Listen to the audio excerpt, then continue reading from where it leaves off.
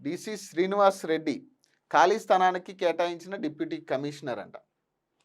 ఇంటి నెంబర్లు ఏవైతే ఉంటాయో అవి ఎక్కడైతే ఖాళీ స్థలాలు ఉంటాయి కదా, ఆ ఖాళీ స్థలాలకి ఏవైతే ఇంటి నెంబర్స్ ఉంటాయో, ఈ కోర్టులో ఉండి ఇవి కేసుల్లో ఉన్న ఇంటి నెంబర్స్ని ఖాళీ స్థలానికి కేటాయించి దాన్ని రిజిస్ట్రేషన్ చేస్తూ ఉన్నారు.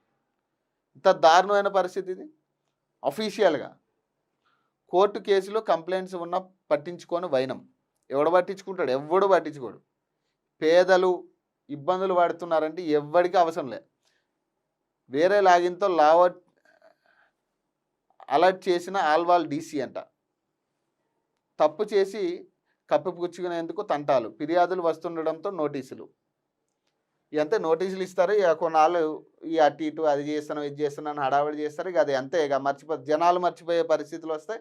జనాలు మర్చిపోయిన తర్వాత వీళ్ళు కూడా సైలెంట్గా మళ్ళీ నువ్వు ఇంకొక దాంట్లో చేసుకోరా, వేరే దందా చేసుకో అని చెప్పి వీడికి ఇంకొక కేటగిరీ అప్ చెప్తారు వీళ్ళకి. అంతే, అంతకు మించి మళ్ళీ వాడు మారి అంత అంత అంత సీన్ లేదు. ఇప్పుడు దాకా పేదల దగ్గర తిన్న పైసలు ఇప్పించి అంత ఛాన్స్ కూడా ఉండదు.